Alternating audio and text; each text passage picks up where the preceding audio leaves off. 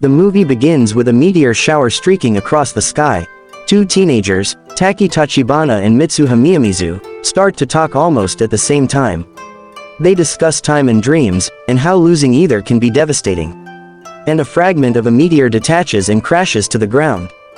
Mitsuha is seen tossing and turning in her sleep. She calls out to Taki, questioning if he recalls their shared experiences. Mitsuha wakes up, but it's actually Taki, who is startled to find himself in a girl's body, although he can't resist touching Mitsuha's chest. Mitsuha's younger sister, Yatsuha, enters the room, notices her strange behavior, and informs her that breakfast is ready. Taki, in Mitsuha's body, undresses and looks in the mirror, disturbed by the recurring dream of waking up as a girl. Mitsuha, seemingly back to her usual self, joins her grandmother and guardian, Hitoha, for breakfast. Hitoha and Yatsuha mention that Mitsuha was acting oddly the previous day. They watch a news report about a comet, unseen for over a millennium, that will be visible in a month. On her way to school, Mitsuha meets her friends Katsuhiko and Sayaka. They pass by a campaign speech by the local mayor, who is running for re-election. As she walks past, the man yells at Mitsuha to stand up straight. It becomes clear that the mayor is Mitsuha's father, who is estranged from the rest of the family for reasons unknown. At school, Mitsuha finds a note in her notebook that reads, "Who are you?" She later discovers that she had forgotten her classroom and locker location the day before, which confuses and surprises her. Sayaka attributes it to the stress Mitsuha is under due to an upcoming Miko ritual for the family shrine, a reminder Mitsuha would rather avoid. As they walk home, they lament the smallness of their town, Itamori, which lacks restaurants, bookstores, and a social scene. Mitsuha dreams of finishing school and moving to Tokyo. Katsuhiko suggests they visit a cafe, which excites the girls. However, it turns out to be just a vending machine near a park bench. Mitsuha leaves, and Sayaka asks Katsuhiko about his future plans. He says he'll probably stay in town after graduation, as he always has. Mitsuha, Yatsuha, and Hitoha engage in the art of kumahimo, a traditional braid-making technique. Hitoha emphasizes the significance of their craft. The mayor meets with Katsuhiko's father, who belongs to the local construction union, to gain the support of his workers for the upcoming election. Katsuhiko's father informs him that he will be working with them the following weekend, much to Katsuhiko's annoyance. The following evening, Mitsuha and Yatsuha participate in a shrine ritual that involves ceremonial dancing and the creation of kuchikamazake, a type of sake made by chewing rice into a paste and allowing it to ferment. Some of Mitsuha's classmates pass by the ritual and mock her, which irritates her. On their way home, Yatsuha advises her older sister not to take the mocking personally, but Mitsuha's frustration with her life is growing. She exclaims, "I despise this town. I detest this life. Please let me be a handsome Tokyo boy in my next life." The next day, Mitsuha wakes up, but she is not in her own body. She finds herself in Taki's body, a boy. She is deeply unsettled by this change and the physical implications that come with it. Realizing she has overslept, she hurriedly gets dressed and ventures out, struck by the fact that she is finally exploring Tokyo. Mitsuha, now inhabiting Taki's body, arrives at school several hours late and is confronted by his friends Shinta and Tsukasa, who notice Taki's strange behavior. They suggest going to a cafe, and Mitsuha eagerly agrees since there are no cafes in her hometown. While using Taki's phone, she receives a call and discovers that Taki works at a restaurant, meaning she will be late. Mitsuha struggles with her new role as Taki in the restaurant. She is unprepared for the demands of working in a restaurant and makes numerous mistakes throughout the night. The situation escalates when a man attempts to scam the restaurant for free food. Overwhelmed, Mitsuha faces the man's aggression, but Taki's older co-worker, Ms. Okudera, intervenes and handles the situation. However, the man spitefully cuts her skirt with a box cutter.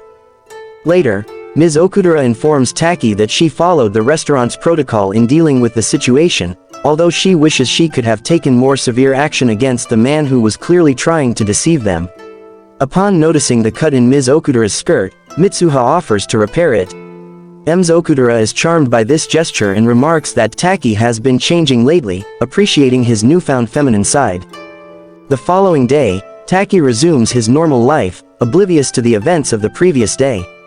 His coworkers are curious about his relationship with Ms. Okudera, but he is clueless about what they're referring to. Ms. Okudera arrives and wishes everyone a good day, giving Taki a playful wink that makes him blush. At this point, Taki and Mitsuha understand that their body-swapping dreams are real and they start to assist each other during these switches.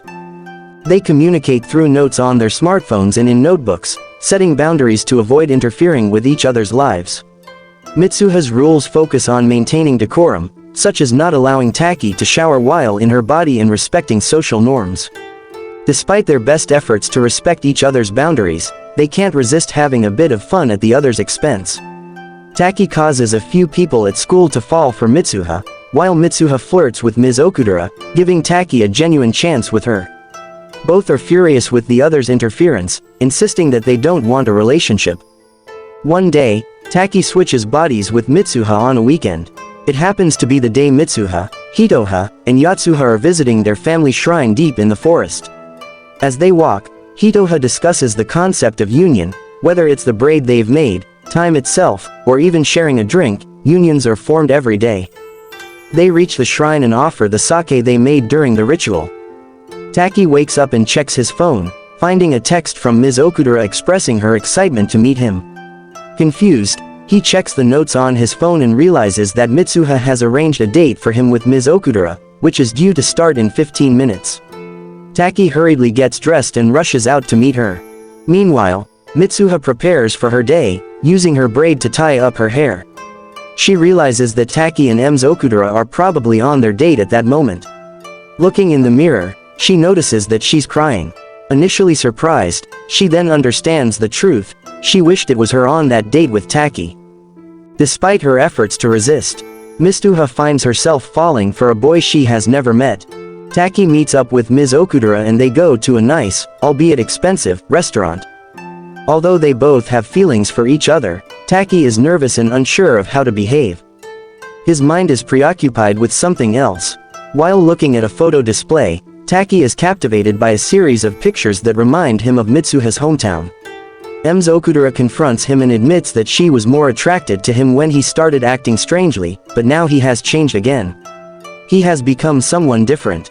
Later, Taki tries to prolong the date, but Ms. Okudera declines. She realizes that Taki has a crush on someone else, which explains his recent behavior. Taki makes a decision and attempts to call Mitsuha.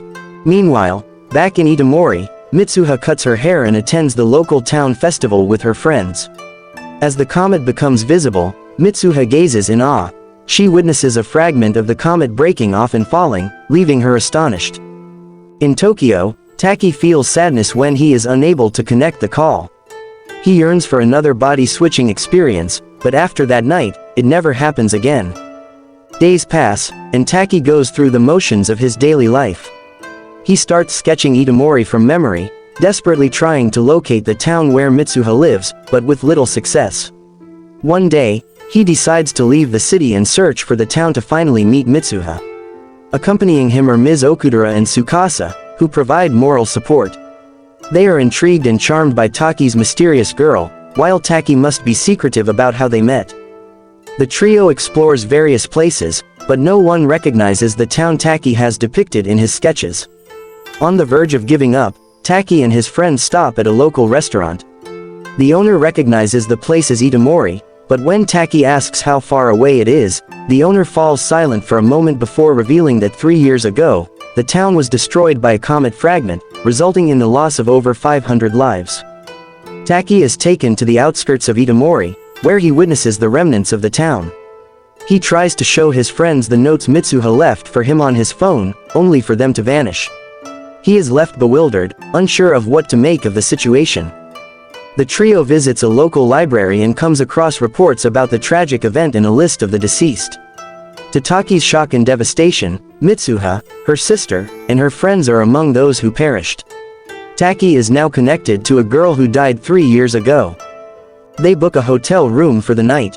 Tsukasa asks Ms. Okudera for her opinion on Taki's recent behavior and his claims about Mitsuha. While acknowledging the strangeness of it all, Ms. Okudera admits that she always found Taki to be a nice person but believes he has become even better because of this girl. Later that night, Taki and Ms. Okudera have a conversation. She notices a braid on Taki's wrist, and he explains that he received it a few years ago but doesn't remember who gave it to him or why. Nevertheless, he wears it frequently for good luck. As Taki falls asleep, Mitsuha calls out to him, urging him to remember. The following morning, Ms. Okudera wakes up to find a note from Taki, informing them to return home without him as he has something to do first. Taki travels to Itamori and finds his way to Mitsuha's family shrine, which remains intact. Inside, he discovers the sake that Mitsuha and her sister left behind. Taki believes that by drinking some of her sake, he can establish one final connection and potentially save her. After consuming the sake, Taki stumbles and falls. In that moment, he embarks on a journey, witnessing all the significant moments of Mitsuha's life: her birth, her joyful moments with her parents, the birth of her sister, her mother's illness and death, her father's abandonment and neglect of his responsibilities, her grandmother's care for the family, and ultimately, her own demise caused by the comet. Taki wakes up in Mitsuha's body, realizing that he has been given one last opportunity. Noticing the television, he becomes aware that it is the day of the comet and the impending destruction of the town. Attempting to communicate with Hitoha, Mitsuha's grandmother, Hitoha recognizes that someone else is inhabiting her granddaughter's body, as she had experienced a similar phenomenon when she was younger. Taki wonders if these connections run through Mitsuha's family line. Taki, now in Mitsuha's form, informs Hitoha about the comet, but she dismisses their claims, believing that no one will believe them. Undeterred, Taki seeks out Mitsuha's friends, Katsuhiko and Sayaka, and informs them about the impending disaster. Although initially skeptical, they believe him enough to assist. They devise a plan to disable the town's power by using explosives obtained from Katsuhiko's father's construction company. Sayaka will then use the emergency broadcast station to instruct everyone to evacuate to the school, safely away from the comet's impact zone. However, they must first convince the mayor, who is also Mitsuha's father, of the gravity of the situation. Taki approaches Mitsuha's father, but the man only sees his daughter as insane and insists she see a doctor. Filled with rage, Taki grabs him by the tie and begins to scream, but they both abruptly stop. Mitsuha's father questions Taki's identity, realizing that his daughter is not standing before him. However, the warning falls on deaf ears. Believing that his body, with Mitsuha inside, is near the shrine, Taki rushes there to reunite with her. Meanwhile, Mitsuha wakes up in Taki's body in the present day and witnesses the town's destruction. She wonders if it means that she has died. Mitsuha recalls the day she traveled to Tokyo, hoping to encounter Taki. Despite being strangers at the time, she believed that if they were to meet, they would recognize their connection. By chance, she encountered him on the train, although he did not recognize her, as their connection would only begin 3 years after her death. Heartbroken, she disembarked from the train, but Taki senses something and calls out to her. She removes her braid and tosses it to him, asking him to remember her name. The braid was a symbol of their connection and linked them together. Taki and Mitsuha finally arrive at the shrine but are unable to see each other, separated by the constraints of time. However, during the magic hour at a specific location, they can finally catch a glimpse of each other and meet for the first time. Taki returns her braid, and she ties up her hair. Taki suggests that they write their names on each other's hands to ensure they won't forget. Taki writes his name, but as she attempts to write hers, the connection is severed. Taki wakes up back in his own body on the outskirts of the still devastated Itamori. He cannot recall why he came there or the name of the girl who lingers in his thoughts. He heads back home to Tokyo. In the past, Mitsuha executes her plan with her friends, blowing up the power grid and activating emergency power. Sayaka informs the town about forest fires in an attempt to persuade people to gather at the school. Although some heed the warning, it proves insufficient. Moreover, the mayor is determined to uncover the source of the false alarm. Eventually, Sayaka is caught, and the warning is deactivated. Katsuhiko informs Mitsuha that unless she can convince her father, all hope is lost. As Mitsuha runs, she becomes increasingly despondent as she struggles to remember Taki's name. She trips and falls, glancing at her hand. To her surprise and amidst tears, she discovers that Taki has written, "I love you," instead of his name. Overwhelmed, she continues running until she reunites with her father in a building. The comet fragment still collides with the town, resulting in its destruction. 5 years later, Taki has completed high school and college and is now seeking employment as an architect. However, his impassioned and idealistic views on preserving cities in the face of disasters make him appear foolish to interviewers, leading to few, if any, job offers. Taki receives a call from Ms. Okudera, who suggests meeting up. As they catch up, she mentions the day they visited Itamori. Taki admits to not remembering much about that day or why he was briefly fixated on the town. Unexpectedly, reality has changed. Mitsuha successfully convinced her father of the impending danger. Alongside her daring plan, this led to the evacuation of the entire town to a safe area outside the blast radius. While the town was devastated, no lives were lost. However, Taki remains oblivious to his role in averting the tragedy or his connection to the girl he helped save. As they part ways, Ms. Okudera expresses her hope that Taki will find happiness someday. Taki echoes the sentiment, although it feels as though he has spent years searching for it, yearning for something or, more precisely, someone. In a diner, Taki overhears a couple arguing about wedding plans. It turns out to be Sayaka and Katsuhiko, who survived thanks to Taki and Mitsuha. Taki briefly feels a sense of connection but dismisses it as insignificant. Unaware of the full reason, Taki searches the streets every day, hoping to encounter a woman with a distinctive braided hairstyle. At one point, Taki and Mitsuha cross paths on the street but choose not to look back, dismissing their peculiar feelings as insignificant. Finally, one day, they spot each other on different subway trains. Although uncertain why, they sense a profound connection. After disembarking, they frantically search the city for each other. Taki spots a woman at the top of a staircase and passes her as she descends. Once again, they experience a stirring but consider ignoring it. However, Taki can no longer bear it and calls out to the woman, who is Mitsuha. He asks if they have met before. Mitsuha gazes at him with tears in her eyes and confesses that she feels the same way. Simultaneously, they inquire, "Can I ask you your name?" We are left to infer that they will regain their memories and finally be together, united in love.